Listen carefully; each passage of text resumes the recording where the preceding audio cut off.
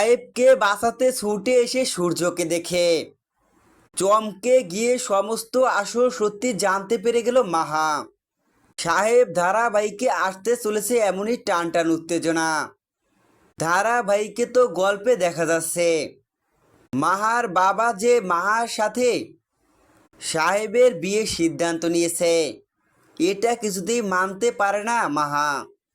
মাহা চায় না সাহেবকে বিয়ে করতে, কেননা সাহেব সবার সামনে যে রূপ দেখাচ্ছে আসলে ভিতরে রয়েছে সাহেবের অন্য লোক। সাহেব যে সবার কাছ থেকে কিছু একটা লুকাচ্ছে, এই বিষয়টা ভেবে মাহা কিছুতেই সাহেবকে বিয়ে করতে চাচ্ছে না। কিন্তু সূর্য তো তার মতো দেখতে হওয়া সাহেবের সব কিছু কেড়ে নিয়ে সাহেবকে শেষ করে দিতে মাহাকে বিয়ে করার সিদ্ধান্ত নেয়। এর জন্য তো সরিয়ে দিতে হবে সাহেবকে।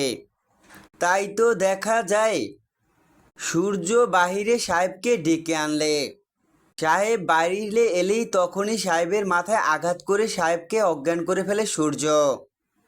আর তারই পিছু নিয়ে সেখানে এসে পৌঁছায় মাহা। মাহা এসেই সবটা দূরে দাঁড়িয়ে দেখে চমকে ওঠে।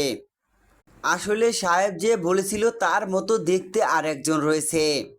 সে হচ্ছে ডেঞ্জারাস গ্যাংস্টার, যাকে দেখলে সবাই ভয় পায়।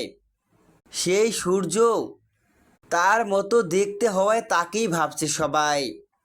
আয় সেই দৃশ্যই সরাসরি দেখে চমকে ওঠে মাহা। দেখা যায় সেখানে মাহায় ছুটে এসে সাহেবকে কোলে ঝরিয়ে ধরে। সাহেবের অবস্থা যে খারাপ এইটা দেখেই ভেঙে পড়ে মাহা। কিন্তু এ বিষয়টা সহ্য করতে পারে না সূর্য। তো বন্ধুরা, এবার কি করবে সূর্য?